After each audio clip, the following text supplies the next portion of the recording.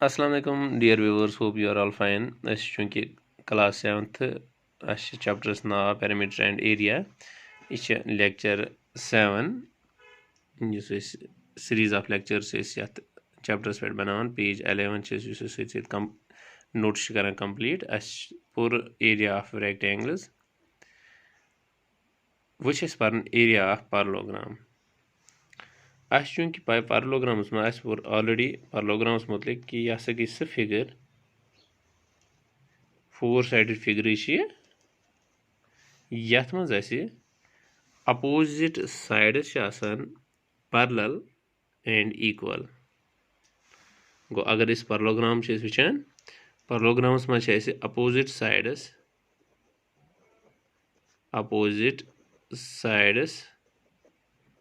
are equal and parallel just ठीक गो अगर बह यथ कोऑर्डिनेट्स लिखना ABCD फिलहाल coordinate one four sided figure ये फिगर वन बह नाव यह निश ये फिगर निश पैरेललोग्राम कत सूरत मज पैरेललोग्राम ये AB equal to CD and BC equal to AD, AB equal to CD go east side sides equal and also parallel. AB is parallel to CD. BC go यह side आता line पे जान यह बराबर AD go BC is equal to AD and BC is parallel to DA. अत सूरत मज बने यह फिगर पैरेललोग्राम अगर पे जाए वो अगर बह BD डायगोनल रलाव BD डायगोनल रलान सत बने जो ट्रायंगल बने लोअर बेस मज ब्या बने अपर पार्ट्स मज लोअरस मज बने ट्रायंगल ABD अपरस मज बने BCD चूंकि पाई गो बने तेल जो triangles which implies we have two triangles अगर यह ट्रायंगल वुचोन तो यह ट्रायंगल वुचोन जो ट्रायंगल पान कॉन्ग्रेंट तिकेज यह साइड बराबर यथ साइडस यह साइड बराबर यथ साइडस यह थर्ड साइड जान BD यह मज बाग कॉमन गो अपर पार्ट बने लोअर पार्ट्स बराबर पे area of one triangle area of triangle निश ऑलरेडी पाई यह हमेशा बराबर half of base into height चूंकि अस बने टोटल जो ट्रायंगल बनो अपर पार्ट्स मज ब्या बने लोअर पार्ट्स मज अपर पार्टुक गो half of base into height lower parts मज गो base half of base into height हेरमि side half of base into height बनमि side half of base into height गो ओड तो ओड बने गो विच इम्प्लाइज अस बने तेल पैरेललोग्राम अत लग area of parallelogram area of parallelogram बने सह बने तेल 2 times एरिया ऑफ ट्रायंगल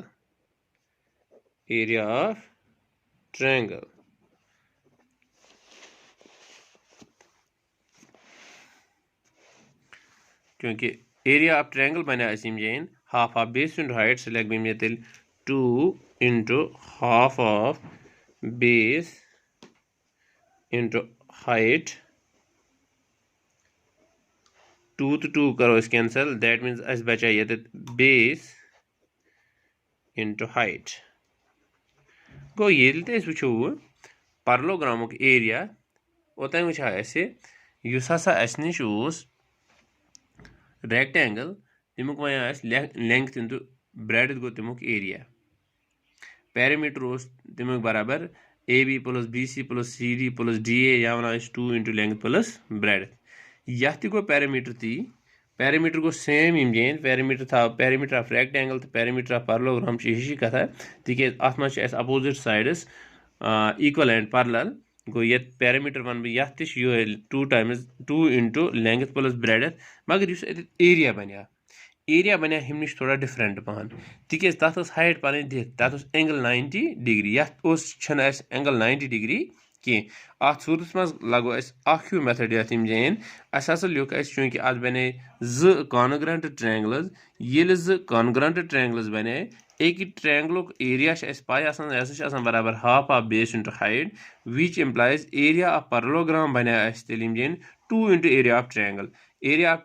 निश पाई half of base into height 2 2 गो cancel that means area of parallelogram बने यह बने बेस इंटू हाइट वो थो पे जान याद एक्सरसाइज पर अत मज जान area of parallelogram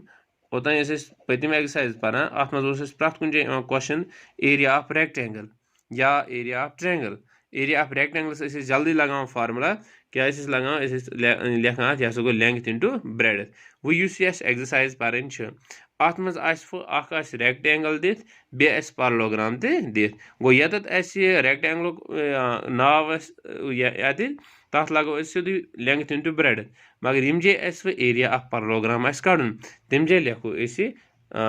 base into height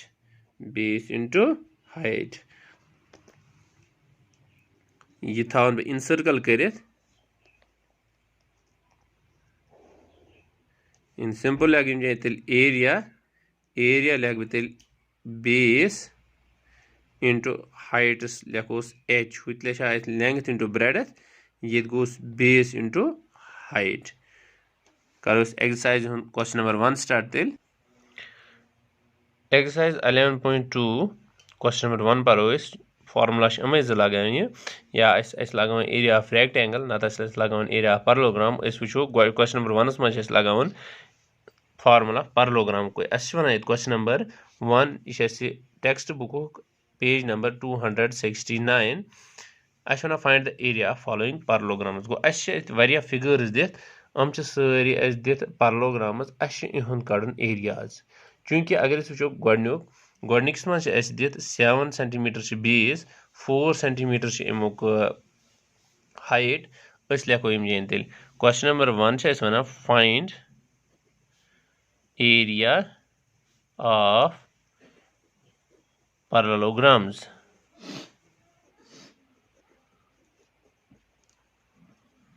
part कर बाकी करो तुम पाने बह बना जान पैरेललोग्राम रफ फिगर बना बह जान यह जान हावान यह हाइट यह 4 सेंटीमीटर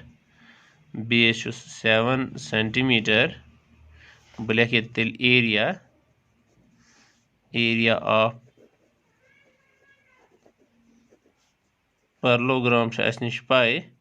सह हमेशा बराबर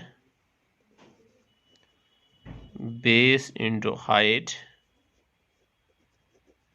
चूंकि बेस 7 सेंटीमीटर बेस लिख बह जान बेस जान 7 सेंटीमीटर हाइट जान 4 centimetre which implies 28 centimetre square बने अमुक एरिया गो गोडनिक पार्ट इथे कन दोयम पार्ट यम जान ब्या पैरेललोग्राम अत मज height 3 centimetre base 5 centimetre which implies तेल लिख बह अमुक एरिया सह गो बराबर बेस इंटू हाइट बने अम जाए तिज यह पैरेललोग्राम गोड आमुत वन कि सारे पैरेललोग्राम गो बेस इंटू हाइट सो गोस बेस गोस 5 हाइट गई 3 दैट मीन्स 15 सेंटीमीटर स्क्वायर बने अमुक एरिया इथे कन अगर त्रेम पार्ट वो यह गोस 2.5 इंटू 3.5 यह मल्टीपल कर बन अमुक एरिया इथे कन योर बने चूंकि योर वसान यम वर्टेक्स पे वसान परपेंडिकुलर पे 5 बेस पे दैट मीन्स 5 इंटू 4.8 आंसर सह बन फिगर डी पार्ट एरिया इथे कन 2 सेंटीमीटर बेस हाइट 4.4 सेंटीमीटर यह 2.2 इंटू 4.4 मल्टीपल कर आंसर बन ती बन area of figure E that mean parallelogram ई इथे कन करियो पाने ट्राई इंशाल्लाह समको नयस लेक्चरस मज पगह अस्सलाम वालेकुम।